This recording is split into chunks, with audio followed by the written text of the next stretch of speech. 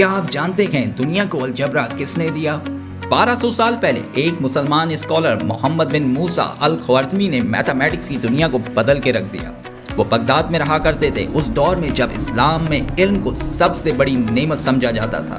انہوں نے astronomy, geography اور نمبرز میں بے حد ریسرچ کی، لیکن ان کا دنیا کو سب سے بڑا تحفہ الجبرا تھا، جو ان کی کتاب الجابر والمقابلہ سے ماخوذ ہے۔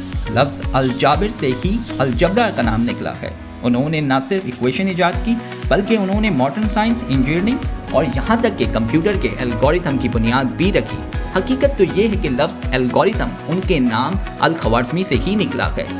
تو اگلی بار جب آپ کوئی ایکویشن سالو کریں تو یاد رکھیں یہ سب ایک مسلمان عظیم شخصیت کے ساتھ شروع ہوا، جس نے علم کے ذریعے اللہ کے بندوں کی خدمت کے لیے اپنے ذہن کا استعمال کیا، کیونکہ اسلام میں سیکھنا ایک عبادت ہے۔ یہ ہے نالج اینڈ نور، جہاں حکمت اور ایمان ایک ساتھ ملتے ہیں۔